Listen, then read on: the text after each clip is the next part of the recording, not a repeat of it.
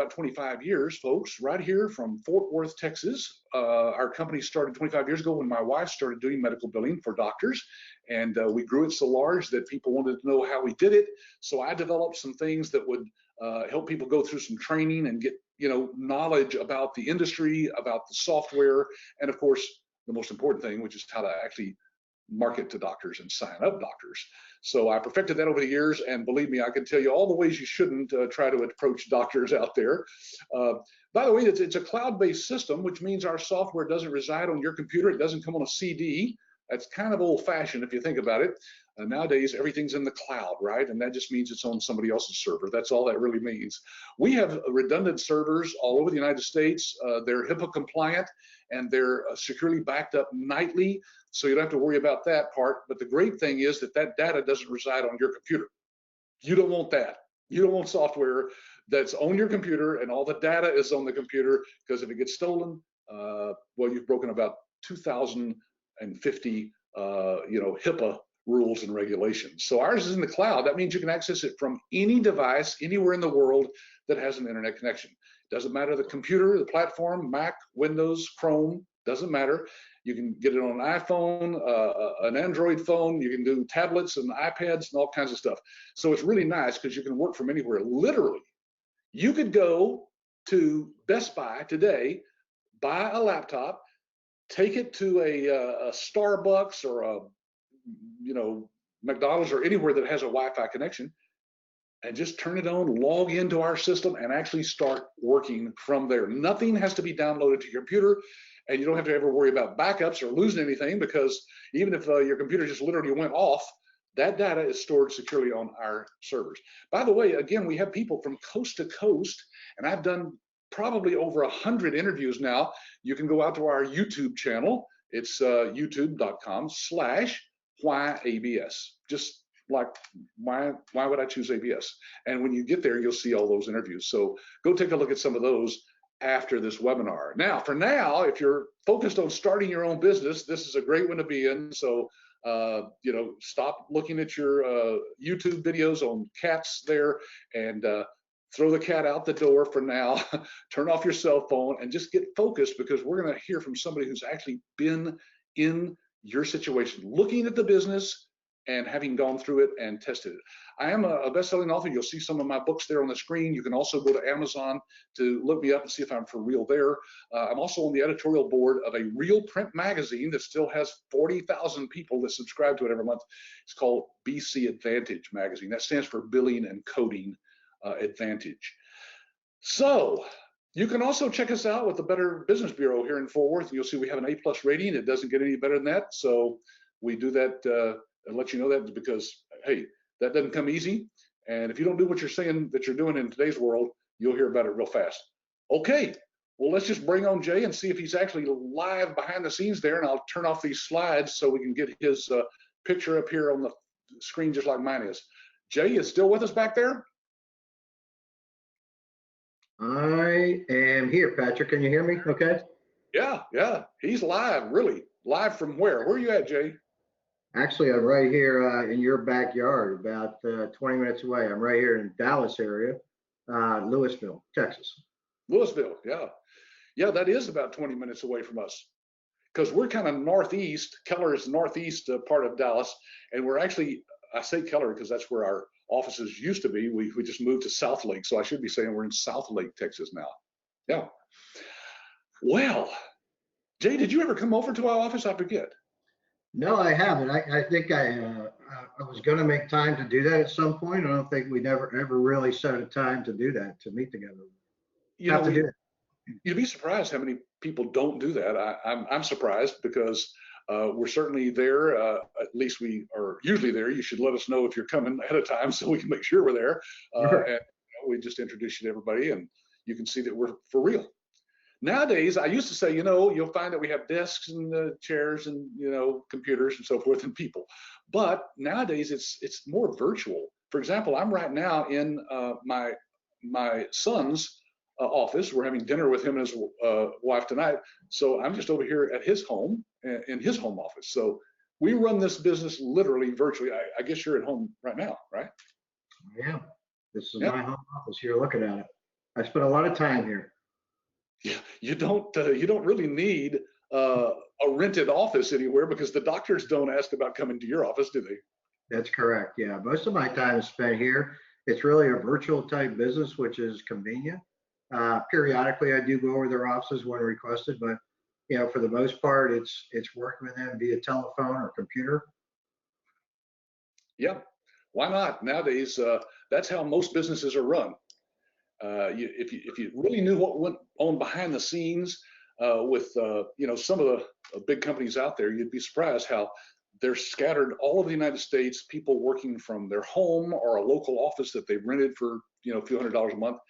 And the same is true with our licensees.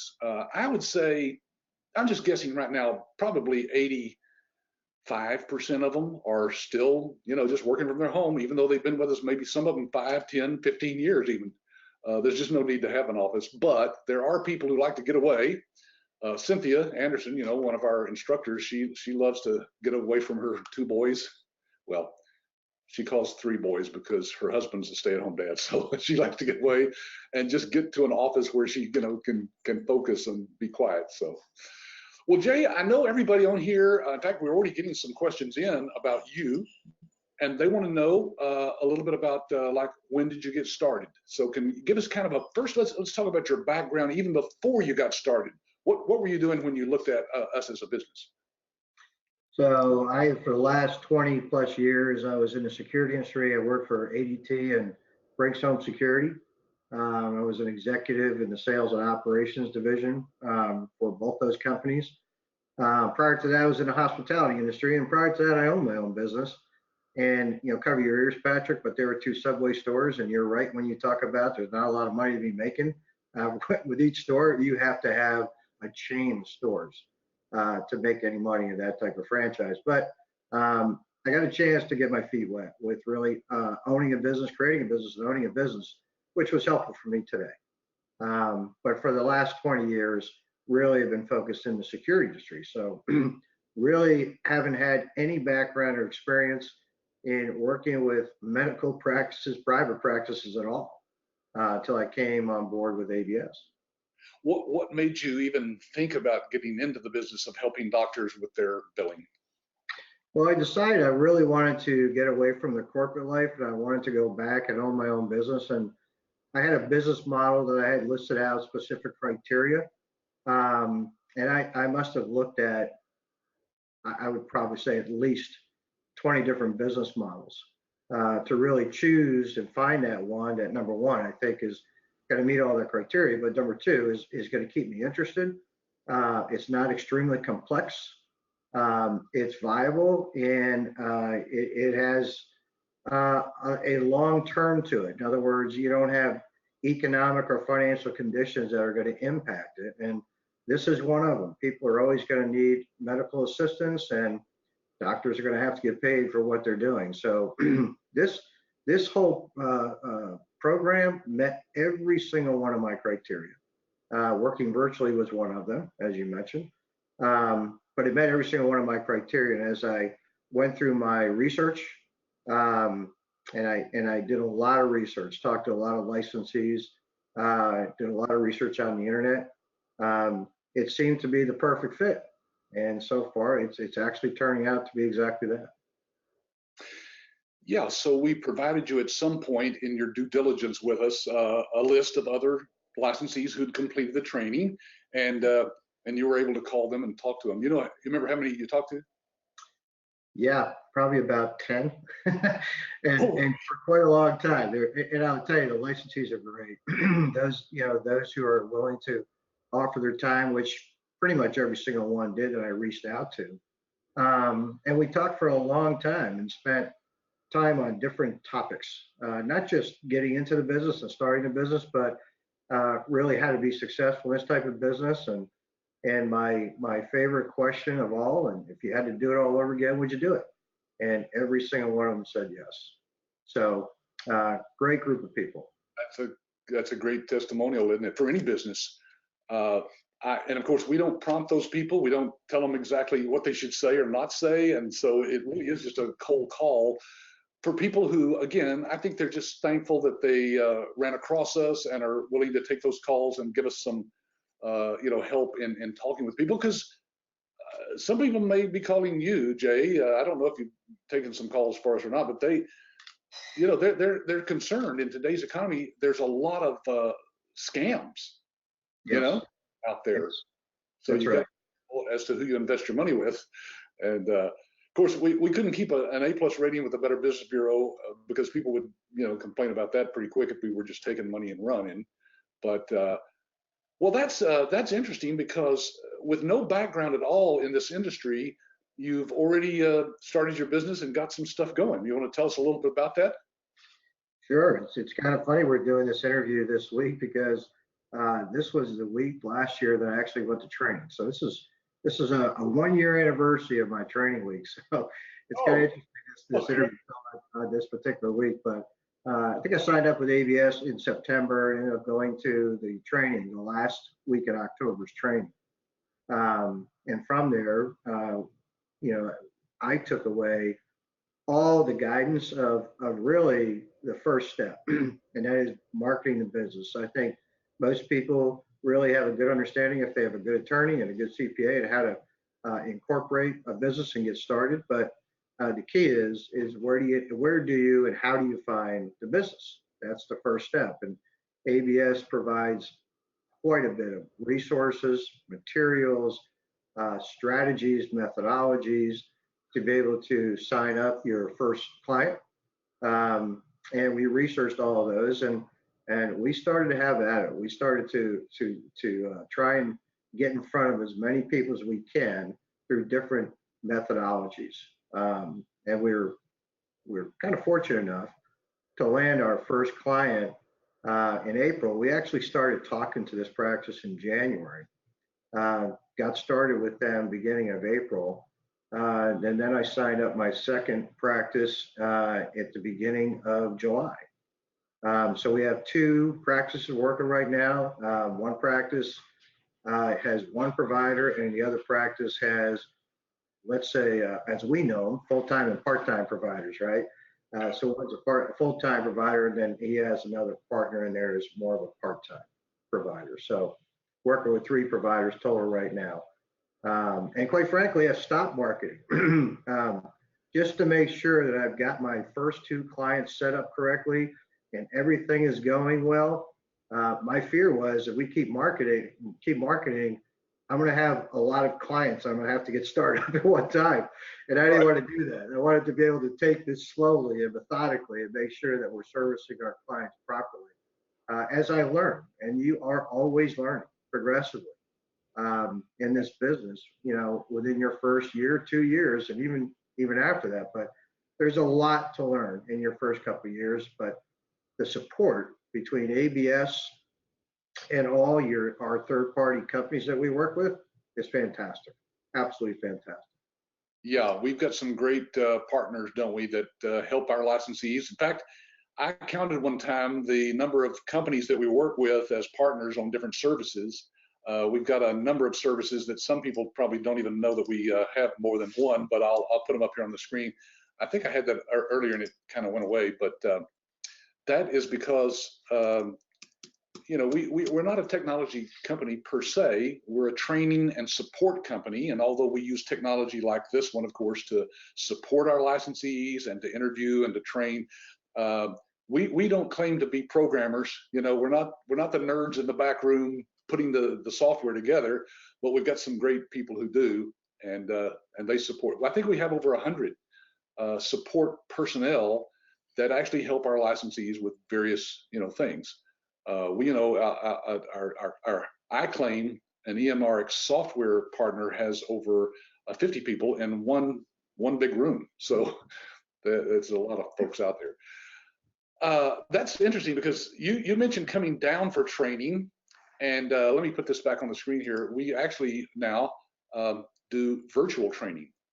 It's online, it's live still. In fact, I think probably your instructor was the lady that you see there in the corner of this computer screen here. Yeah. And she does our training now virtually from her home office. She's a licensee, as you know, Jay, has been for like 11 years. And she's got like a dozen people that work for her, but they're all virtual in their own places.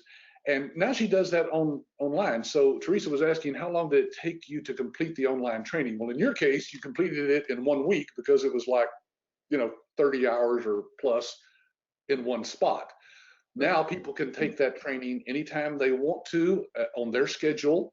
And most of them complete it within, I'd say an average of 3 weeks. So because we give them some homework in between, and they actually practice some of the stuff they learn, in between. So a little different now, but seems to be working fine for everybody's going through it.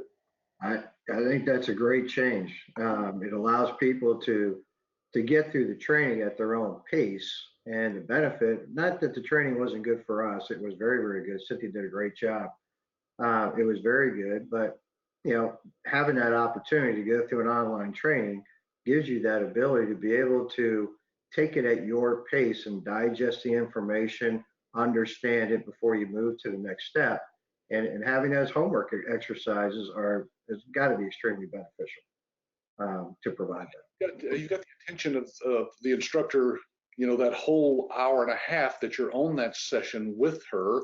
And it's, to me, more personal because although you had some good interaction probably with some people in your class, they took up time asking questions probably that you wouldn't have asked, and vice versa. So, yeah. That's worked out well. As to what you're doing now, and I can see why it's so successful. Yeah. All right. So Alan is asking, what types of clients do you have?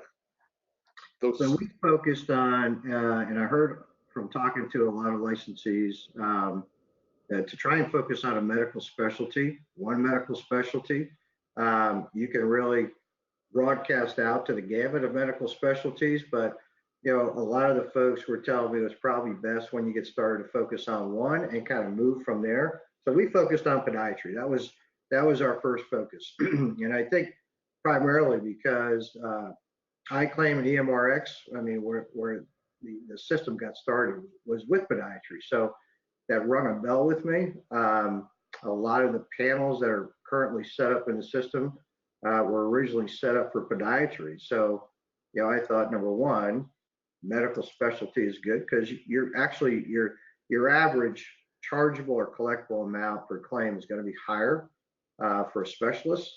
Yeah. Number two, the system was built originally around podiatry. So I figured, why not?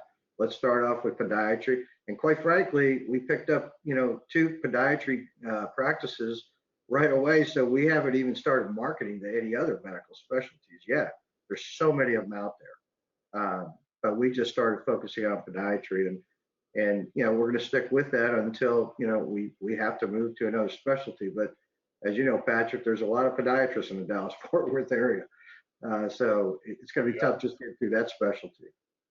Yeah, I tell people, there's companies who say that they also have a dental billing software and hospital software, and I say, well, first of all, you're not going to sign up a hospital probably unless you know who's running it very closely, because it's a lot of red tape.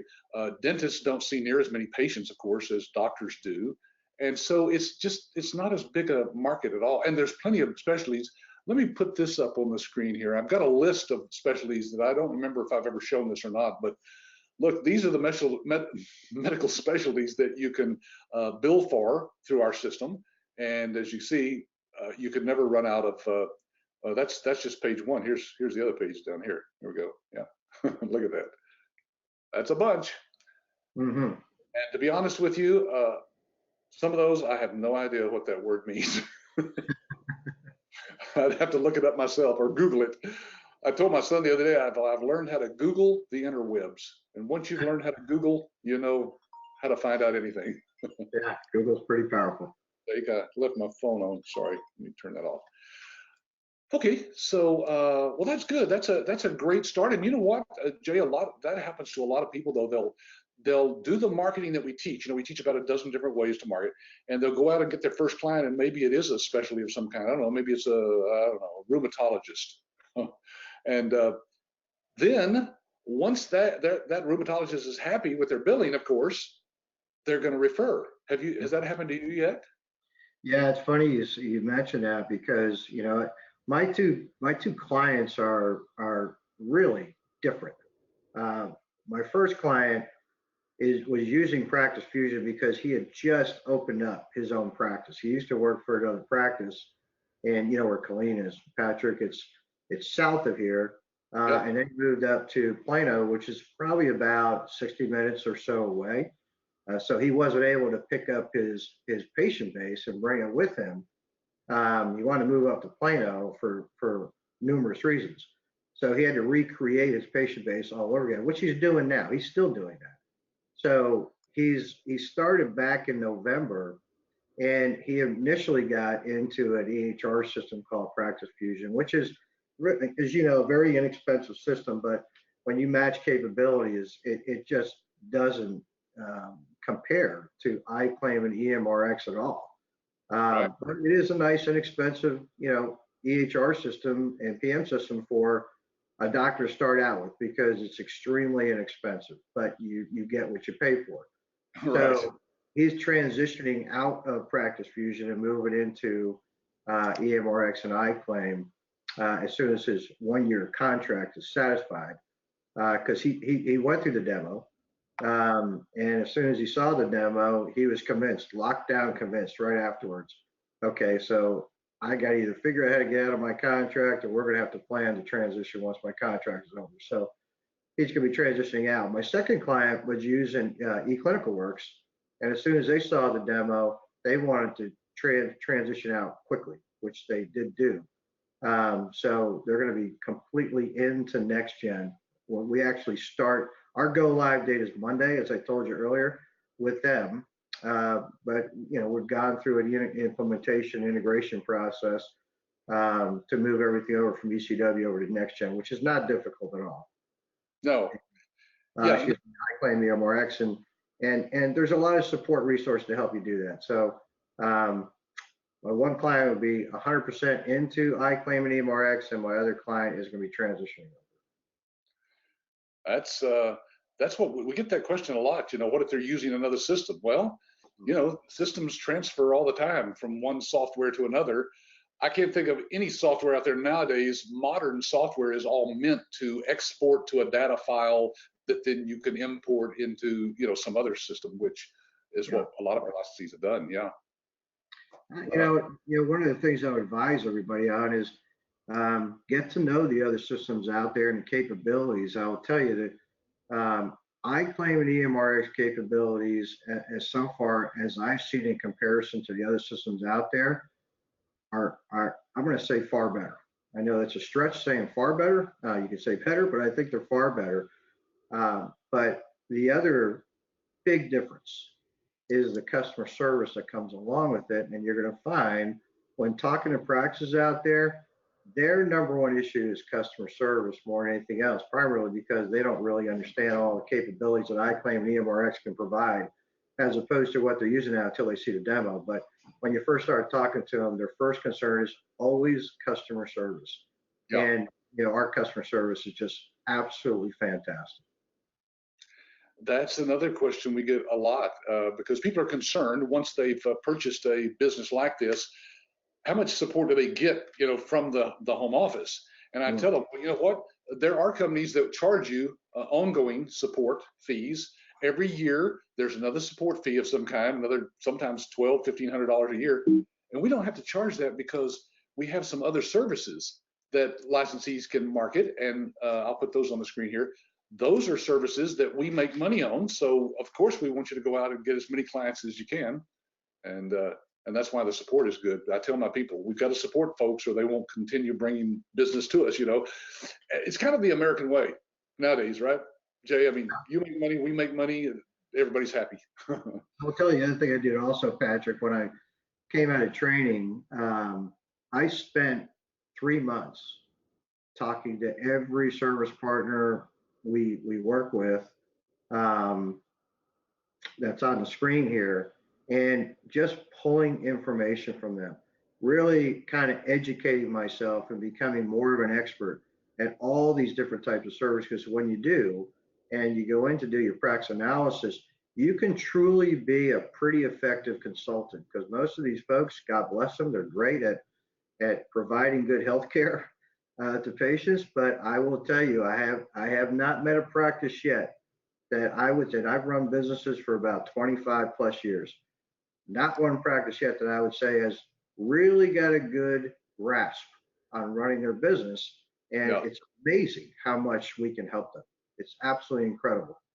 If you really understand all these services and how they can help, a practice itself, not just the billing part, but, offering the coding services and the credentialing services and the choice pay and the audit guard and compliancy guard, all of these things, you'll find out that it's going to serve a very important purpose for them when you really explain to them what they're going to get with the service. Just fantastic third-party companies we work Yeah, and that's a good point, Jay. People who have not looked into our business thoroughly, maybe they haven't been to our website to look at everything there, may not even know what some of those things are. So, folks, there is a research guide that we've actually put into the handouts section of GoToWebinar. If you look for that under handouts, it's a different section from the questions now. You have to look around there for handouts. You'll see that the medical research guide, a research guide, is in there, and it goes into all these in detail. So you'll find out what those are all about. Okay, so here's a good question from Jeff. He says, how aggressively did you market, being that it took you 7 months to secure your first client? with. Yeah, 7 months is a little bit, I'd say, probably confusing. I didn't explain that very well. We didn't really start marketing very aggressively, probably until we went to training in October. I would say probably February, um, because I really wanted to really understand what I was doing and saying before I started to get in front of folks. So ABS, their training's fantastic, absolutely. So those of you who have gone through the virtual training know that. But there's still a lot to learn. I mean, there's still a lot to understand about all the different services. And I was a believer that if I was going to go in and talk to a private medical practice, I want to be the right type of consultant that can look at every area of their business and really help them in all aspects. So I spent a lot of time doing personal research and talking to all of our service companies here and really understanding and gaining, I would say, at least enough knowledge to be dangerous and know what I was talking about uh, when I went in to talk to a practice. So yeah, it seems like a long time, but I will tell you, we didn't really start our marketing going after clients probably till about February. So there was a few months we really did our due diligence, and we had to put all our materials together with our company logo. We had to put our website together. There's a lot of things you do in preparation before you actually start marketing. And I didn't want to really go out and start marketing our business until we were set up and stood up correctly prior to that and had the knowledge to know what we were talking about and not get ourselves in a situation where we either didn't have an answer or looked like we didn't know what we were talking about. So that was important to me. So really, starting from February, getting our first client in April, we started talking to, I would say, my first client, I would say towards the end of January. So I say February is really towards the end of January. So we started talking to them in January, but it's not going to be you're going to do a practice analysis and they're going to sign up with you same day. Right. There's time investment with each of these practices. And if you're a good enough business consultant and you're very knowledgeable about our services, and you can really look at how their business operates today, and can identify those pain points and provide the solutions from a business consultant perspective, and showing them how to improve operating efficiencies and improve profitability and HIPAA compliancy, they're going to listen to you. But you really have to have your knowledge base before you go in to do that. So and ABS has all the resources for you to learn, along with our partners. But you really have to really understand all that. So I took some time to do that before I actually started getting into marketing, and then we took a two-prong approach. as I explained earlier, I was an executive over sales and operations of both these companies, and that was also running a national sales training for both those companies, and being heavily involved in that with a team. And for us, it was absolutely important, as it is here, that um, the training is completed to a point where when you go out, you can be a proper consultant and you can quote unquote, people say sell, I like to say consult personally, because you are educating people about a better way, a more efficient way of doing things that is going to improve profitability. So from that knowledge, it gave me the opportunity to really go out and speak with people from a consultation perspective. And when you do that, they listen to you. Yeah, Cynthia doesn't like the whole selling thing. She's right. If you come off as a salesperson, your defense barriers are going to go up. But if that's you're right. coming off as a consultant and you're genuinely understanding their business and you can talk intelligently to them about how to improve things, they listen, they open up. So we took a two-pronged approach. We actually used LinkedIn very aggressively. I'm also a believer you have to get in front of decision maker. There's a lot of gatekeepers out there, and people aren't always trying to be gatekeepers, but they think they're supposed to be gatekeepers. So the key is if you're going to sell your product or service, you got to get in front of the person who's actually going to write the check. So LinkedIn gave us the capability of being able to research all the different types of podiatrists out there, people who own their own practice, and send them direct messaging through LinkedIn. As you all know, you can do that if you're connected with someone, but you can also do that if you sign up for the premium service on LinkedIn. And those people we couldn't get through in LinkedIn, we sent out we put together a letter and we sent out direct mail to them. My first client came through connecting with him in LinkedIn. My second client came through that direct mail where we weren't able, he wasn't in LinkedIn. I would say he is, but he wasn't actively involved in LinkedIn. So the direct mail piece led him to our website and he filled out information for me to call him. So it just depends upon how you want to approach the marketing. We wanted to do it aggressively and get our message out as fast as possible to as many people as we possibly could, focused on that medical specialty. So that's basically our marketing approach in the very beginning. There's tons of different ways to do it, but that's kind of how we do it, and that's how I got my first two practices. Yeah, if you listen to some of our interviews with other licensees, Jeff asked that question. Jeff, you'll see that some of them say that they got their first client, 2 weeks after the training, or a month or two. But again, people do different things, and everybody's different. There's no pressure there because there's no deadlines or anything. You don't have to sign up a doctor in your first 90 days or something, or you lose your license. Once you've purchased a license and have gone through our training, you are a licensee of ABS forever. I mean, I guess unless you die, that's that's about the only thing that would stop you from being a licensee. So people do things at different paces. Yeah. Mm-hmm. That's right. Well, that generated a lot of questions here. Let's see.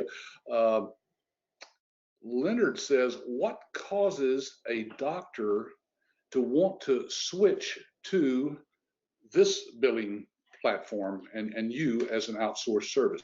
And what does the licensee have to do in order for doctors to get paid? Oh, well, that's kind of a basic question there, but because we kind of assume people know, but why don't you address that first, Jay? How you actually get paid? In other words, once you've done the billing for a doctor, it's based on what? The volume? Yeah, so it is based on volume. Some people look at it as claim volume.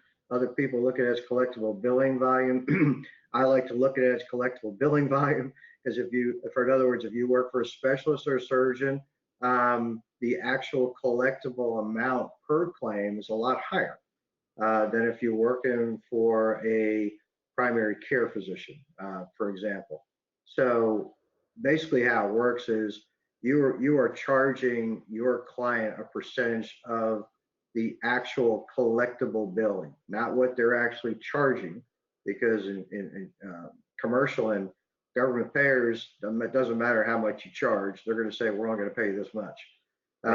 So It's what you're able to collect. So what the practice is really focused on, and typically they don't know this.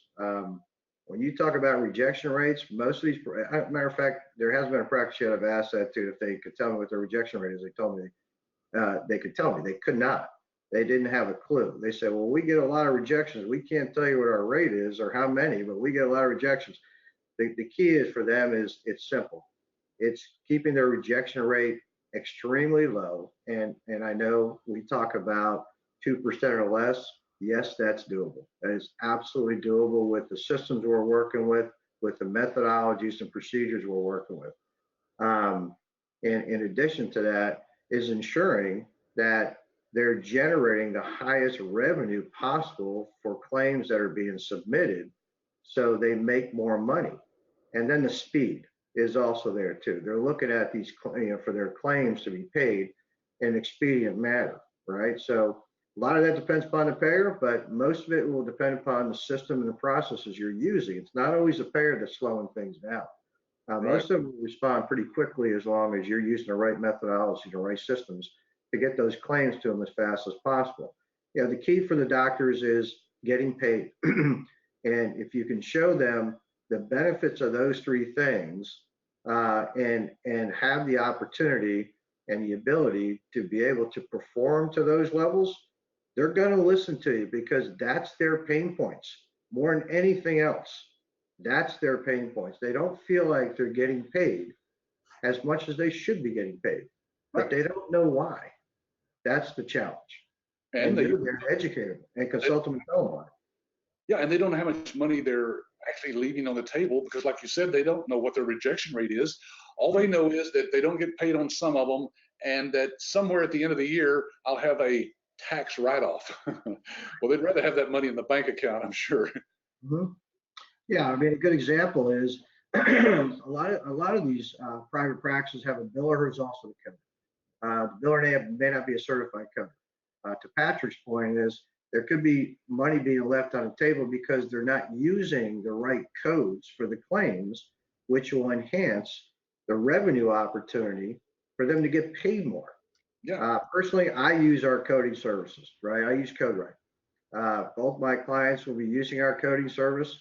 And the reason for that is I believe in putting the expert in front of the task.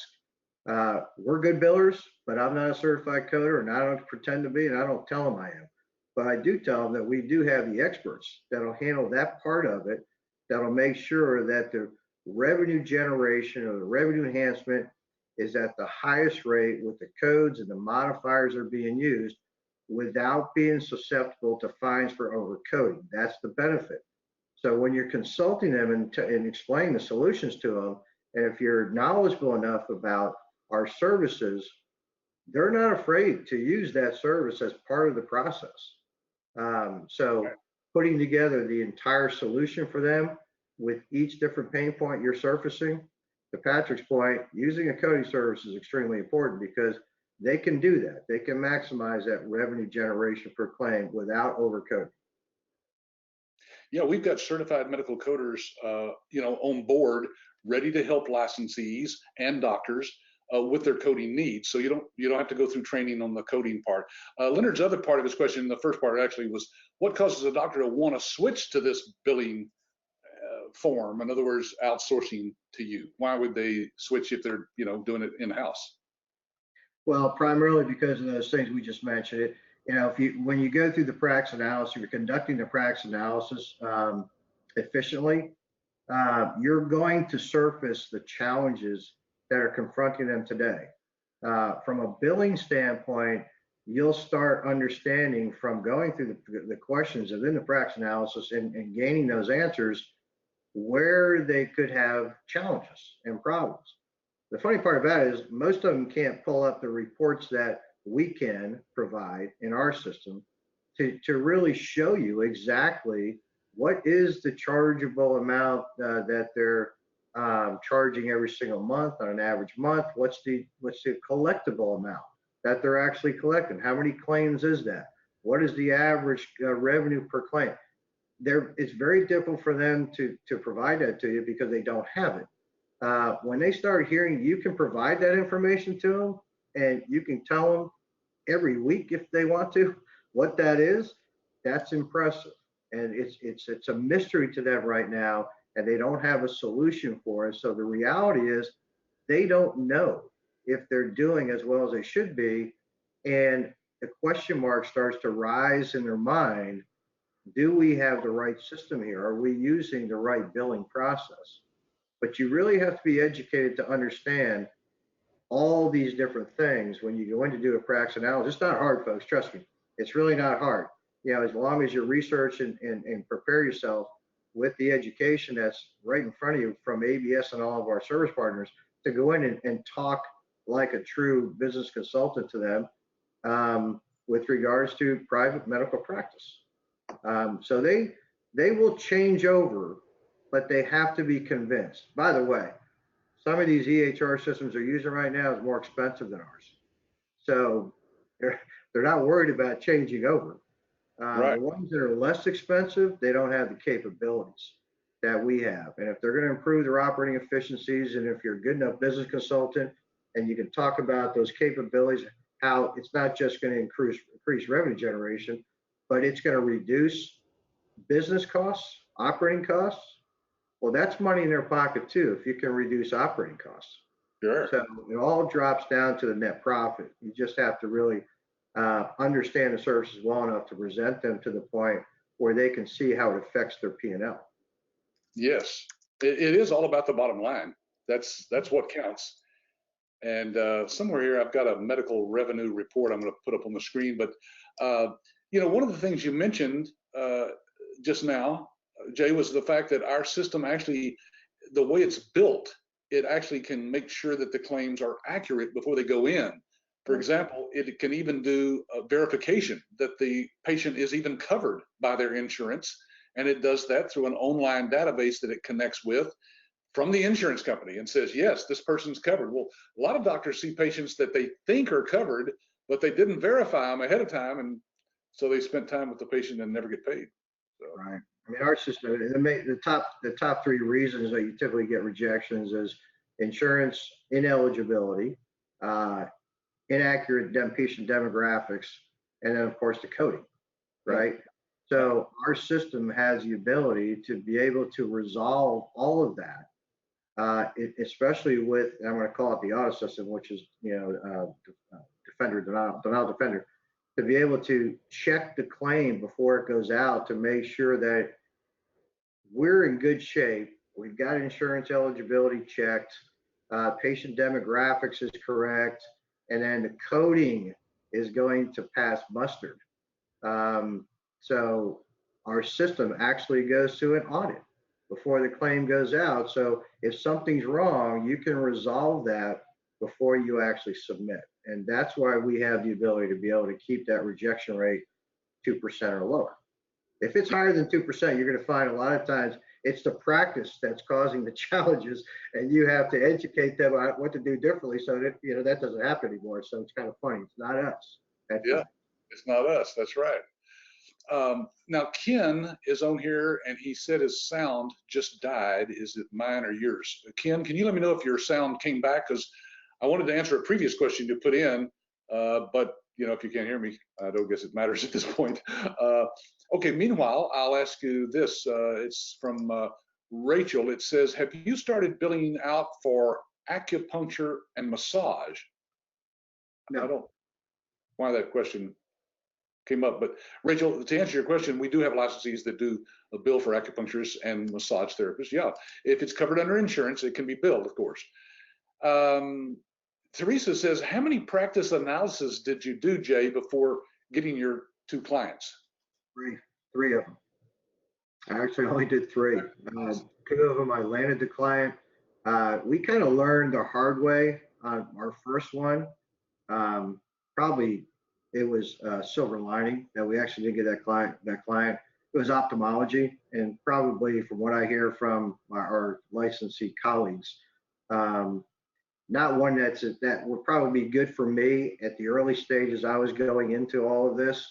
Not that we can't, of course we could do ophthalmology, but the challenge that confronted us with that practice analysis is we didn't set it up right. we didn't have the practice owners as part of the whole process.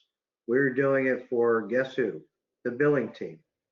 And that's the wrong people to do a practice analysis to, because what's going to happen if we get the business? Well, they're all fearful that you're going to take their jobs if they're not reassigned to something else in practice. So right away, they're looking for all the reasons why you can't do it as well as them, or you can't do it, period. Right. So we kind of learned to make sure the practice analysis is set up with the right people in the room.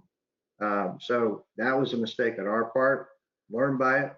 The next two that I did, they're now my clients. Yeah, there you go. Grace says, physician toolbox is for what? You know, I need to take that out of this picture. We don't actually call it that any longer.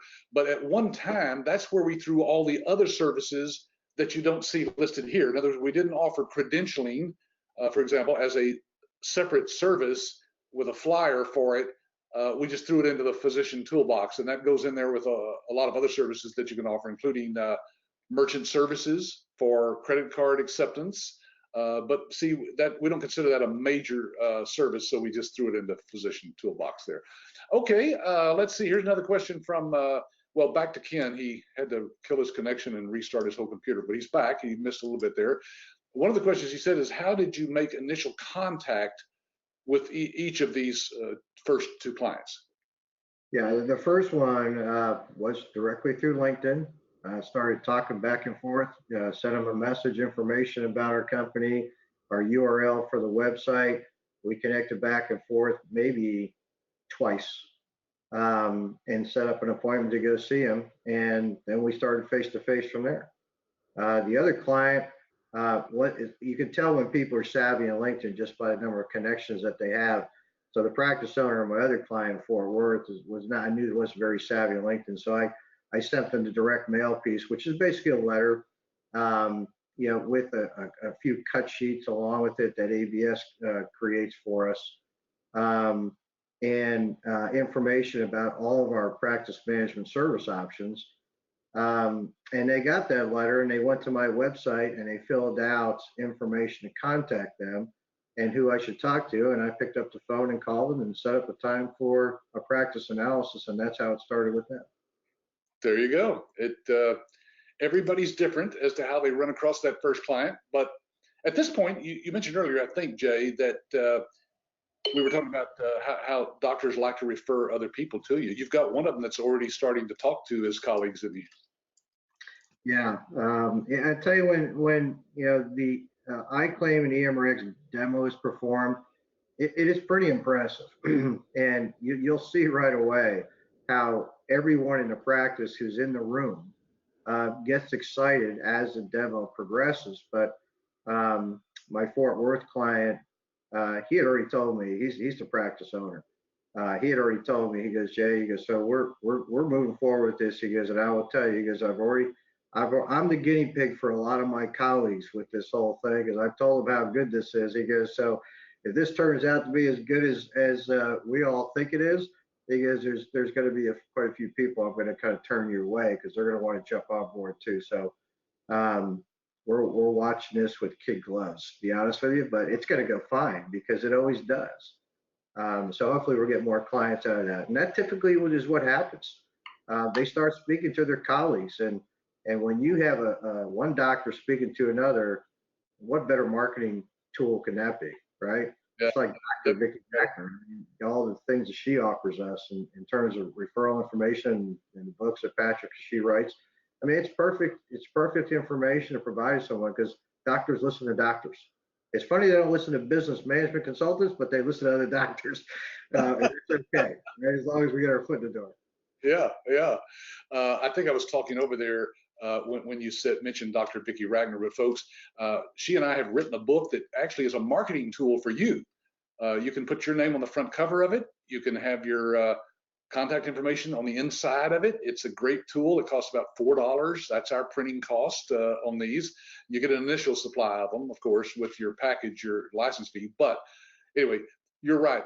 Having a doctor that you're associated with in any way just adds huge credibility to you, doesn't it? It does. And, there's a lot of great tools that ABS has to use. And another tool we use is Dr. Rackner's referral letter. I mean, you can customize the referral letter.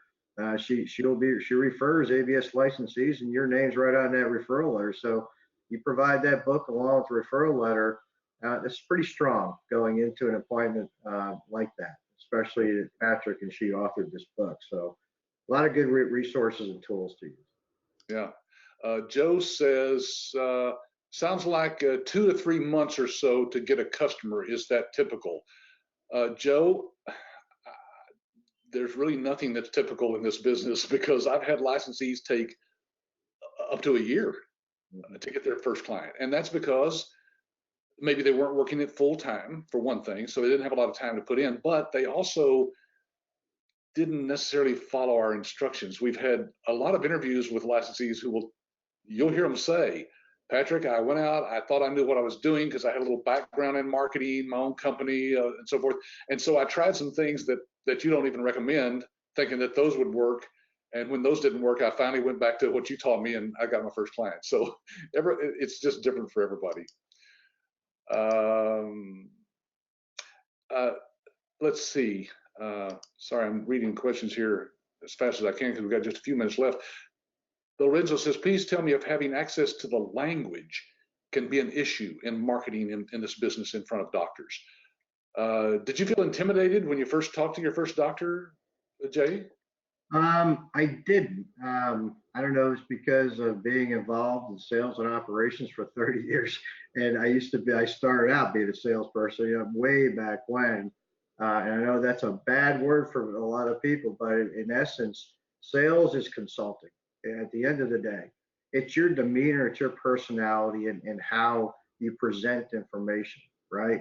That's the difference from this salesy guy type image as opposed to a good consultant type image. Yeah. But you probably can't stress enough how important it is to be able to educate yourself and talk to, ABS support, talk to all of our service partners, read the materials, educate yourself on. I would say the terminology that's most often used, which ABS has a complete sheet of terminology that's used, and really understand what it means, and use the internet, Google. I do that all the time. I may be talking to someone on the phone and they may use a term. I'm like, what the heck is that? And I'm Googling as they're talking to me and I'm trying to figure out what they just said, right? But it's simple once you really understand the definition. It's not rocket science, and then you just get acclimated with it and you understand it more and more and more. But I think for the most part, a lot of the material and resource information that is in front of you that you have, along with people you can talk to within ABS and our third-party companies, you get the jargon and terminology down pretty fast. But it just takes tenacity. It takes time investment. It depends on how aggressive you are, as quickly as you learn. Depends on how aggressive you are to relate to how quickly you learn, basically. And if you're in front of a client and they ask a question that you don't know, you just tell them, let me get back with my insurance specialist at my office or my credentialing specialist or whatever it is. And that's us. You come back to us, we're your partner, and you can just contact us and we'll answer those questions for you. Okay, so Robert says, well, an average, how fast are claims being completed and you're seeing revenue for yourself? In general, give us a feel for that. What type of turnaround time from the time you get the data from the doctor that you actually can submit the claim and get paid? Yeah, so it's all dependent upon your terms of services with your client. Typically, I would think most licensees follow the same cadence, but you're going to go through a complete month of claim submissions. And then at month end, iClaim has complete report-based system inside of it, where you're going to create those reports. You're going to show the collectible billing that occurred for that particular month, and you have a percentage fee that you've already agreed upon with your client, and you're going to charge of that percentage fee of revenue collected the following month. So you're going to get in this, you're going to do work for 30 days, right? Once you really start, with claim submissions. You're gonna do work for 30 days and you're gonna bill the following month. So how much you make is really dependent upon the volume, as we talked about before, and how much collectible billing comes in throughout that time. Remember, the collectible billing, the time you submit a claim, the collectible and the time frame of claims getting paid can be different by payer. Our system will guide you to do it the most expedient way, but payers are different in terms of how quickly they pay you. So there's a time factor as well, right? It's not just submit claims for 30 days and you get paid for all of those in the next 30 days. Right. It takes time. It depends on how quickly the payer's paying you for each one. Yeah. Okay. Let's see. Well, we've got about 2 minutes left. The questions all start pouring in, of course, at the very end here. So, folks, if we don't get to your questions, we will answer them. These are sent directly to the people that sent you the emails to bring you here today. Jay, I'm going to let you go. Thank you so much for your time. You've just given a wealth of information today, and I really appreciate you sharing your knowledge of what the business is like with other people. If people wanted to speak with you personally, do you mind if we send them your way? Oh yeah, absolutely. I'm always willing to help anytime. All right. Thanks again. Thanks for having me, Patrick. I appreciate it. Yeah, you bet. Bye for now.